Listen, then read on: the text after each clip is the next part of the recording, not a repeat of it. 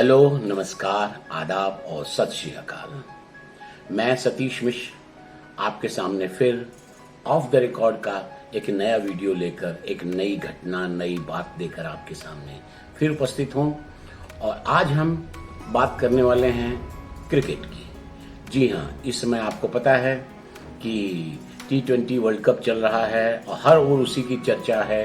और भारत का 2 मैचों में लगातार हारने के बाद कैंपेन लगभग खत्म हो चुका है। अब भले ही लोग इफ एंड बट्स और स्टेटिस्टिशियन अपनी जगलिंग करते रहें, ये उनको हराए ऐसा करें, लेकिन मैं आपको बता रहा हूं भारत का कैंपेन खत्म। वर्ग बी में इंडिया है और इंडिया के साथ पाकिस्तान और न्यूजीलैंड जो 2 अच्छी टीमें हैं। बाकी होस्ट होने के नाते तो इंडिया ने काफी अच्छी चालें चली और नामीबिया, स्कॉटलैंड और अफगानिस्तान को भी अपने साथ रखा है। जबकि दूसरी वर्ग में तो काफी धाकड़ टीम है, एक साथ हैं। तो इस तरह से तो इन्होंने कर ली। इसी तरह एक और जगलिंग की कि शेड्यूल बनाते समय इस तरह कार्यक्रम निर्धारित किया कि सबसे पहला मैच भारत ने पाकिस्तान के साथ रख लिया। क्यों? उन्हें पता था वो तो हमारा बकरा है, 12 बार हम उसको हरा चुके हैं, वनडे, T20 और वनडे के मिलाकर, और एक भी बार पाकिस्तान जो है भारत के सामने जीत नहीं पाया था। तो इन्हें तो लगा कि बस पहला ही हम मैच में हरा देंगे और इसके बाद हमारा टेम्पो बन जाएगा। पाकिस्तान ने T20 के इतिहास की भारत को सबसे तगड़ी मार दी और 10 विकेट से हराने के बाद दूसरा मैच भारत ने बराबर 1 हफ्ते बाद, इन बिटवीन पाकिस्तान और न्यूजीलैंड फिर भिड़े और फिर पाकिस्तान जीत गया। लेकिन भारत को पूरे 1 हफ्ते का आराम मिला और फिर न्यूजीलैंड से उसका टक्कर हुई कल और फिर चारों खाने चित। आगे मैं आपको बताऊंगा कि किस तरह से भारत किसी भी हालत में आगे सेमीफाइनल में नहीं पहुंच सकता। भारत का भाग्य ऐसा रहा कि दोनों मैच में कोहली टॉस हारे। आप ऊपर आई बटन में उस लिंक को देख सकते हैं। क्लियर कट सारी एनालिसिस की थी कि क्यों और कैसे इस कैंपेन में भारत को बहुत ही कठिनाई का सामना करना पड़ेगा और भारत के लिए आगे की राह बहुत असंभव है। जब ये पूरी टीम को पता है कि उसके कोच का, उसके कैप्टन का ये आखिरी असाइनमेंट है, तो आपको तो पता है ना, जैसे वो नोटिस पीरियड में कर्मचारी कैसे काम करते हैं, वही हाल है। दोनों को पता था कि उनका इसके आगे कोई लेना देना नहीं है, तो वे कैसे खेलेंगे, कैसे वे अपने खिलाड़ियों को नियंत्रित करेंगे, कैसे इंस्ट्रक्शन देंगे और कौन उसको कितना फॉलो करेगा, वही हुआ। कोई किसी को कोई तारतम्य नहीं।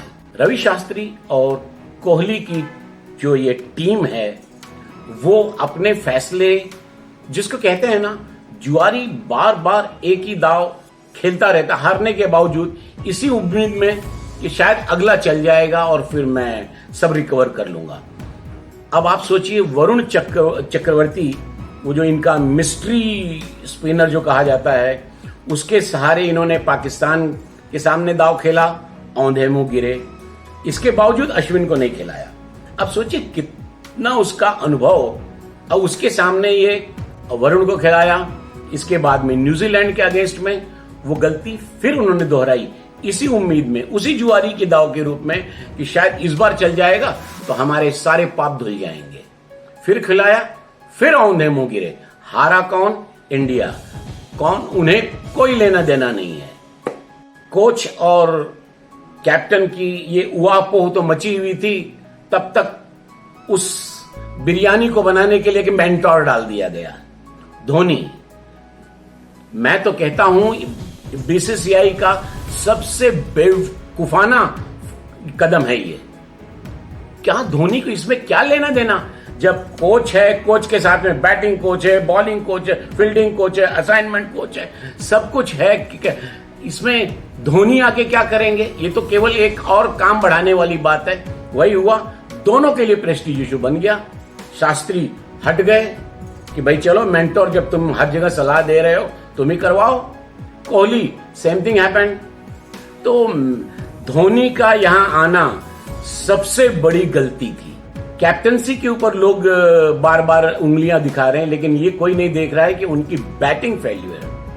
पिछले 2 साल से लगातार वो बैटिंग में 10 इनिंग के बाद 1 इनिंग खेलने से कोई बात नहीं बनती है। अगर ये इस टीम में एज ए कैप्टन नहीं होते तो एज ए बैट्समैन कब के निकाल दिए गए होते। कोहली एक बार फिर और बार बार वे लेग स्पिन और गुगली के सामने, ऐसे गेंदबाजों के सामने बार बार फेल होते रहे हैं। तो इंडियन टीम की हालत इस समय एक ही वर्ड है, कंफ्यूजन, कंफ्यूजन, कंफ्यूजन। हर ओर कंफ्यूजन ही है।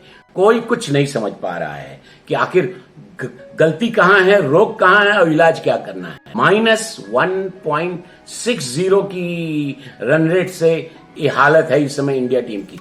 अच्छा, आइए मैं आपको बताऊं कि कैसे भारत का रास्ता बंद है। भारत न्यूजीलैंड से हार चुका है, पाकिस्तान से हार चुका है। अगला मुकाबला उसका अफगानिस्तान से है, फिर स्कॉटलैंड से है और नामीबिया से है। चलिए, हमने मान लिया कि ये तीनों मैच भी जीत जाएगा वो, तो क्या ये तीनों बहुत कमजोर जो टीमें हैं, इसके अगेंस्ट में इंडिया ही जीतेगा? क्या न्यूजीलैंड और पाकिस्तान उन्हें नहीं हरा पाएंगे? वे हमसे कहां कम हैं? तो और दूसरी ओर पाकिस्तान ऑलरेडी न्यूजीलैंड को हरा चुका है। तो वास्तव में देखा जाए तो ग्रुप ए से इंग्लैंड और ग्रुप बी से पाकिस्तान ऑलरेडी क्वालिफाई कर चुके हैं सेमीफाइनल के लिए। अब वहां पे भी सेकंड स्पेस के लिए और यहां पे सेकंड के लिए निश्चित रूप से न्यूजीलैंड ही पहुंचेगा, क्योंकि अब हमें एक ही स्थिति में अगर मौका बनता है 1% का, वो ये है ऐसा कि हम तीनों मैच जीतें और न्यूजीलैंड अफगानिस्तान से हार जाए। ऐसे कैसे पॉसिबल है? क्या यह संभव है? इम्पॉसिबल।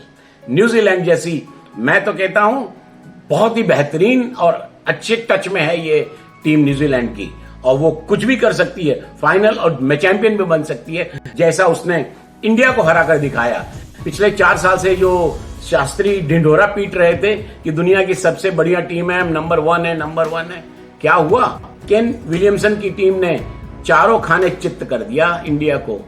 हार्दिक पांड्या, पौवा उनका इतना मजबूत है कि वे बार बार के फेल्यूर, आधे अधूरे, इंजर्ड होते हुए भी टीम में बने रहते हैं, खेलते रहते हैं।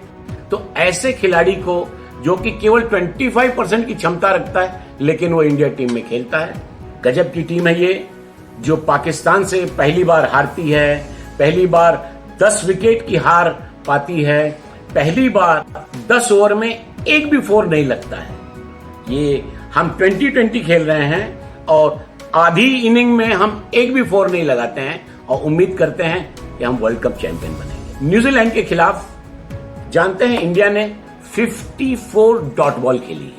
भारत ने बहुत ही सोच विचार कर इस टूर्नामेंट का आखिरी मैच जाकर अपना रखा था नामीबिया के साथ, वो जिससे वे रन रेट और सारी स्थितियों को जान सकें कि हम कैसे खेलना है, कितने रन, क्या स्पीड से खेलना है। पता लगा 2 मैच बाद ही उसकी कोई जरूरत नहीं रही। क्रिकेट चाहे जितनी भी अनसर्टेनिटी का खेल हो, लेकिन ऐसी अनसर्टेनिटी नहीं हो सकती कि न्यूजीलैंड जैसी टीम अफगानिस्तान के हाथों हार जाए और तब उस बूते, प्रोवाइडेड हम तीनों मैच जीतें और हम उसके बाद क्वालिफाई करें। इम्पॉसिबल। तो इस तरह से भारत का रास्ता यहीं पे खत्म होता है। अब भले ही चाहे स्टैटिस्टिशियन जितनी बाजीगरी दिखाएं, ये इफ एंड बट्स का बातें की जाए, लेकिन सच्चाई ये है कि इंडिया का दरवाजा बंद हो चुका है। ये रही आज के वीडियो में क्रिकेट की बातें। अगर आपको ये एपिसोड पसंद आया हो तो जरूर लाइक कीजिए, शेयर कीजिए, और पहली बार अगर आप इस चैनल पर आए हैं तो सब्सक्राइब भी करिए। और इसी तरह, क्योंकि मैं रोचक खबरें, पर्दे के पीछे की खबरें, खबरों के पीछे की खबर लेकर आपके सामने आता रहूंगा। और अगली बार तक के लिए फिर हमें इजाजत दीजिए। नमस्कार, जय हिंद।